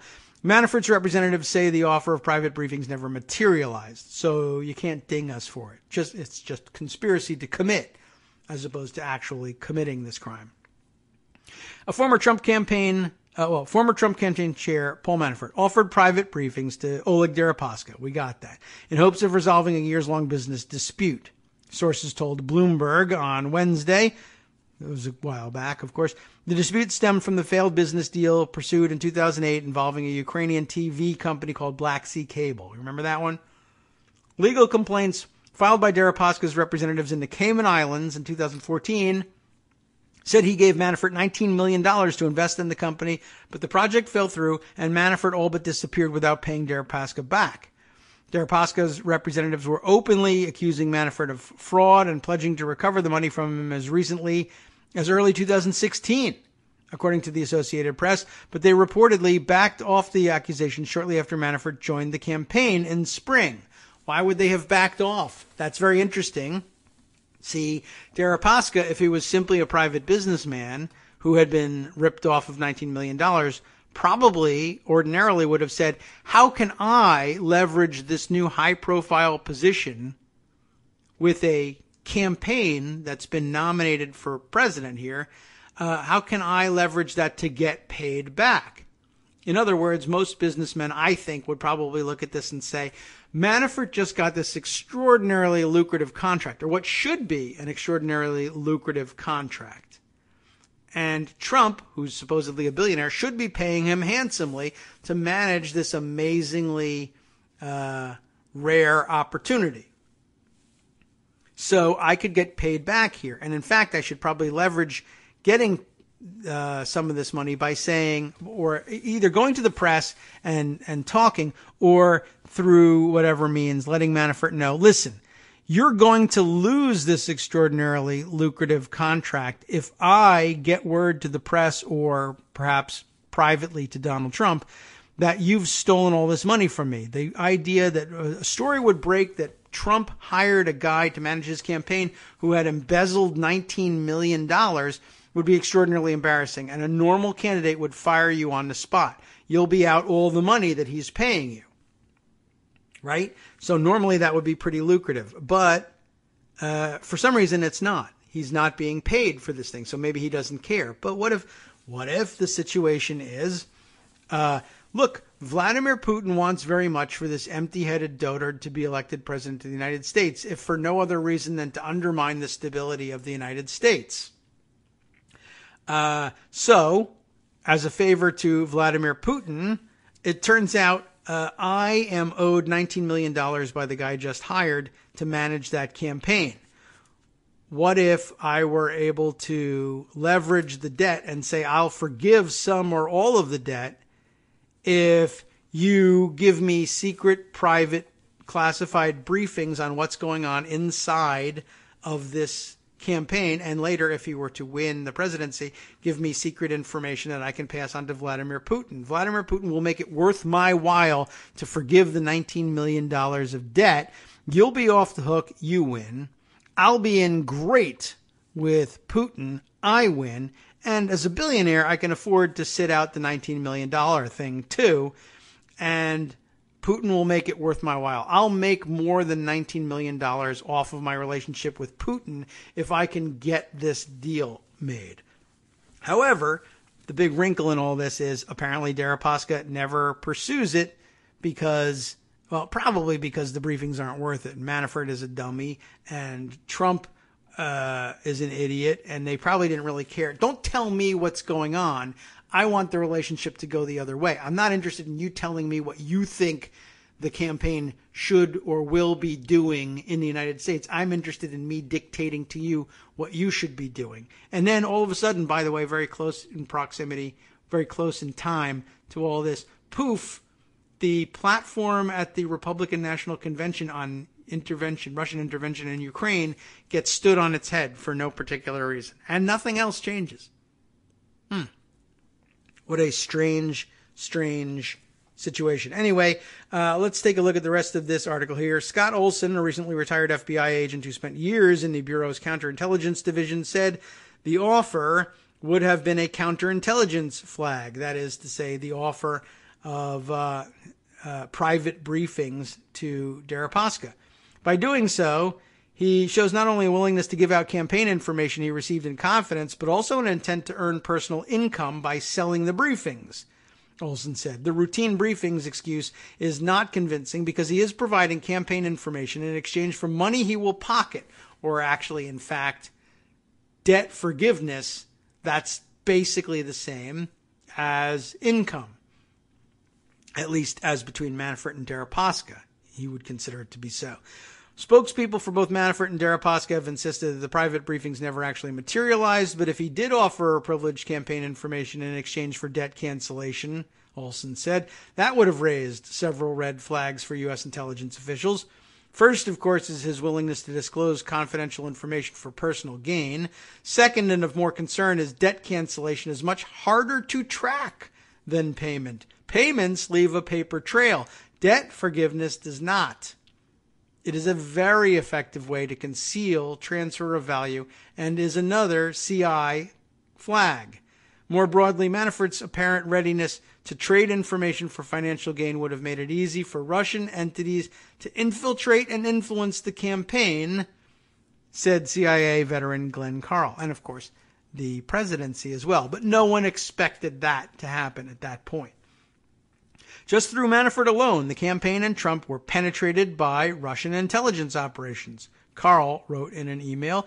He pointed to Manafort's use of code words like black caviar in the emails that he sent to Kilimnik as an example of activity that was likely illicit or intelligence-related activity. The euphemism served to divert, so the Russians and Manafort thought, electronic pickup of keywords in electronic conversations. Counterintelligence program is more likely to be tuned to detect money than caviar. Manafort would also have been an easy target, said Naveed Jamali, an intelligence analyst who secretly reported to the FBI for 4 years while pretending to work for a Russian spy. In espionage, when it comes to asset recruitment, there are 4 pillars that motivate spies: money, ideology, coercion, and ego. Jamali said just because Manafort was not paid for his work on the Trump campaign and has a history of doing business with international strongmen, financial incentives would have been the perfect motivator. Very interesting. And there's much more to that article, of course, but I think I've derived the key benefit of it, at least from my perspective, and filled in some of the blanks on why some of this stuff might be happening. Let's see. What have we got time for? Have we got time? I wanted to do the second installment of Paula Apanis's GOP abuse story, and I think we could probably roll that and finish out the show with that today. I know it's a little bit of a jump cut there, but I feel like I definitely want to continue because there are a number of parts here, and I thought it was went pretty well yesterday, pretty well received. Let's jump to that, and we'll sum up the show and close it out right after this. The Domestic Abuse Cycle, a Framework for Our Politics and a Path Forward, Part 2. In Part 1, I set up the premise that the GOP uses tactics against Democrats that mirror the behaviors and outcomes of domestic abusers, conditioning us to accept a world in which they are held responsible for nothing, while Democrats are held responsible for everything, including malicious acts performed against them. I discussed dishonesty, the foundational tactic Republicans use to overcome their primary problem, which is that their preferred policies, when described honestly and accurately, are unpopular with majorities of Americans. Today I'll run through the rest of their basic toolbox. Please note the examples I offer barely scratch the surface, as the material is sadly so plentiful and growing daily. Demonization. Members of the GOP and the right-wing machine continuously vilify, malign, denigrate, and slur Democrats and anyone considered part of the left. They don't speak in terms of policy disagreements or philosophical differences. They aggressively assert that people on the left hate America, are libtards, coddle terrorists, are lazy moochers, are unemployed losers, are violent and criminally inclined, etc. Such speech has profoundly negative consequences, especially when used consistently and publicly over long periods. This is how the word liberal became a dirty word. Republicans demonize Democrats to weaken Democratic appeal to the public and to keep Democrats on the defensive.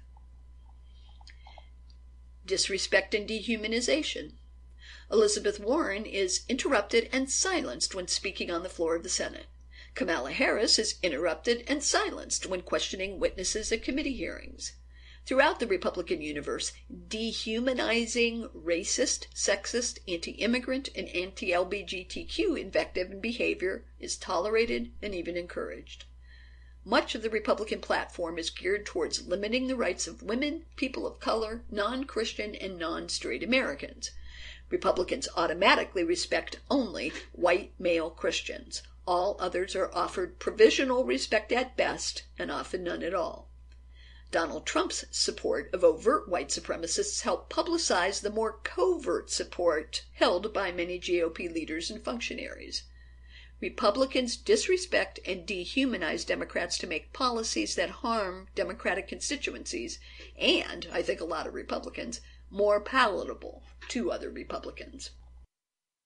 Gaslighting. Gaslighting is a collection of manipulative tricks used to enable one person to define the reality of another while contradicting the other's own feelings and experiences. Gaslighters attack and then deny attacking. They assign absurd and malicious motivations for harmless or well-intended actions.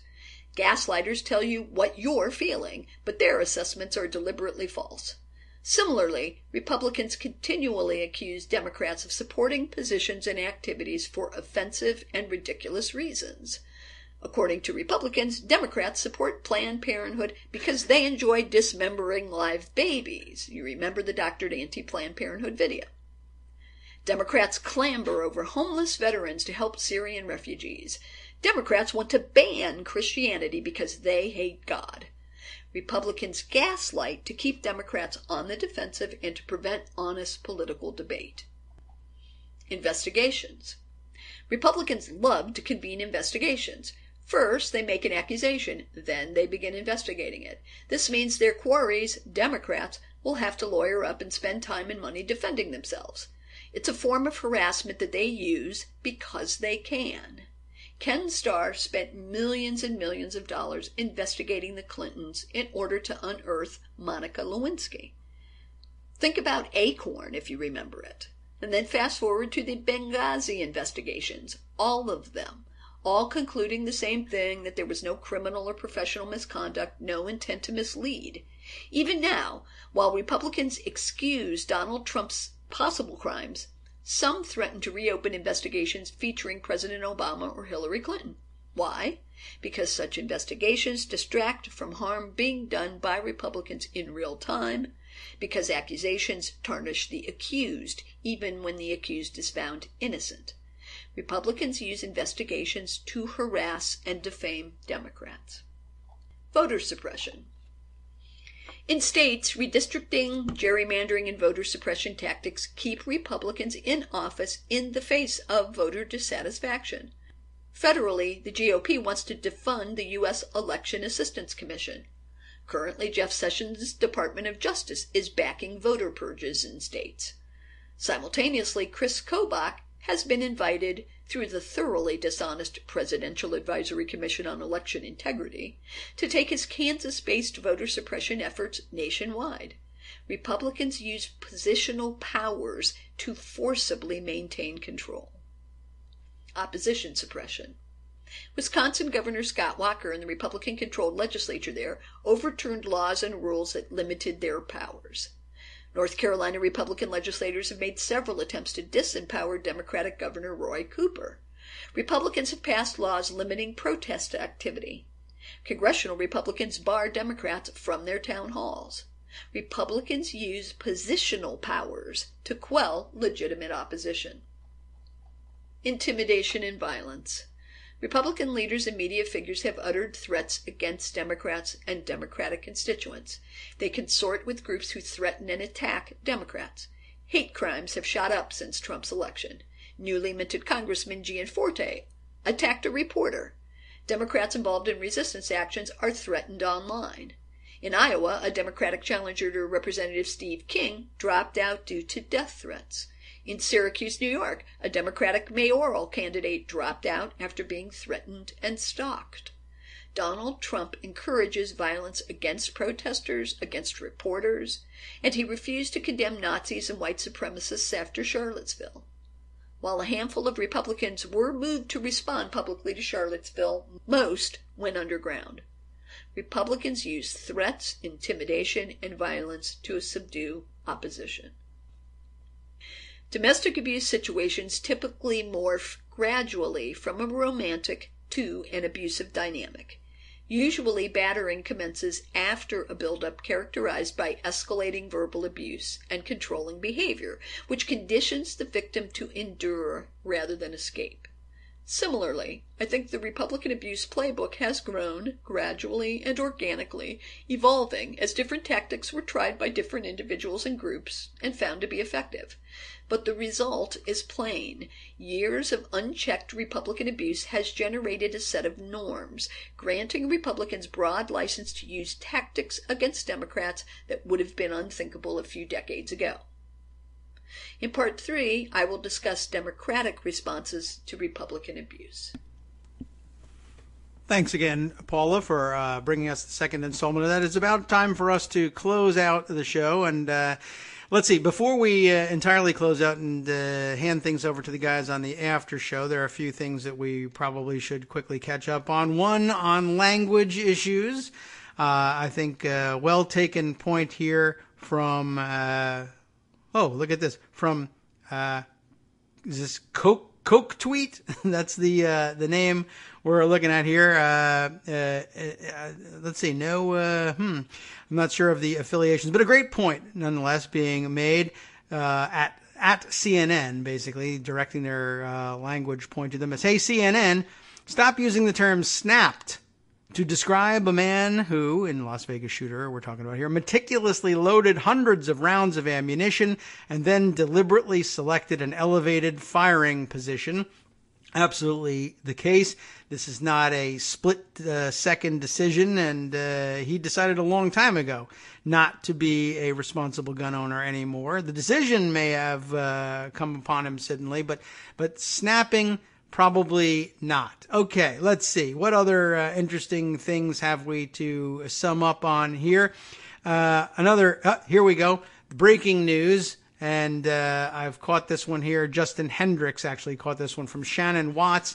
Just like I told you yesterday, guess what? We're right. I told you I was giving you the news early. Shannon Watts says the shooter in Las Vegas had a shoulder-mounted device attached to a semi-automatic rifle, making it fire like an automatic, which is totally legal. That's absolutely true. It is totally legal. That's the bump stock that I told you about yesterday. The slide fire is one of the brand names for that particular kind of product. But yeah, it's totally legal. It does not render the semi-automatic rifle actually fully automatic. That's not what it does. It just makes it fire like one. And guess what? You can buy them from anywhere, and they're under $200. So congratulations to the NRA and everybody who parsed all the legal hairs to make that particular product easy to get and legal, and congratulations to the people who marketed the modular AR-15, for which this is a snap-on or bolt-on product. Really super easy, like a Tinker Toy kit or an erector set. You can just buy the thing and snap it on and go to town from there, and that's exactly what he did. I told you that was probably what was going to end up being the case. I don't know whether he also has machine guns with him or simply owns some that he had at home, or whether there were any of them there. But I had a feeling that we were going to find out that this was going to be a bump stock on a AR-15 type weapon. And so far, it looks like that's what this bit of news now reaching us actually means. Okay, so that's an interesting way to wind up the show. Thanks again to Paula Apnese, and I will give you links to where you can find her writing in the second installment in these things too. There are many more to come. We'll be back tomorrow with Greg Dworkin and Joan McCarter, a Wednesday, so it'll be good to add some additional voices to the roundup for the day. And speaking of additional voices, coming up next right here on Netroots Radio, the after show with Wink and Justice. And if my Skype will please just perform quickly. Here we go. It's here's what we've got for Tuesday's show. Trump again blames Puerto Ricans for not helping the aid effort, this time based on a right-wing fake news report, believe it or not, that the Teamsters are on strike. Equifax says the recent cyber attack may have hit an additional 2.5 million consumers, but that's okay. All 146 million now affected are in America, and after the violent police response to its referendum, Catalonia's break from Spain is now a fact. We should have been checking in with Parlio on that from the beginning. I'm sorry that we haven't had the chance to do that. Mass shootings keep us busy. Maybe we can get to that later in the week. From Daily Kos Radio on netrootsradio.com. You have been listening to the Kagro in the Morning Show with David Waldman. On the last half of the show, be sure to check out their conversation with Chris Reeves for a discussion on how the hell it took so long for him to be tapped finally as a Daily Kos staff community outreach organizer. Good news for Daily Kos and for Chris both. It's not easy. He'll tell you all about it on the after show next.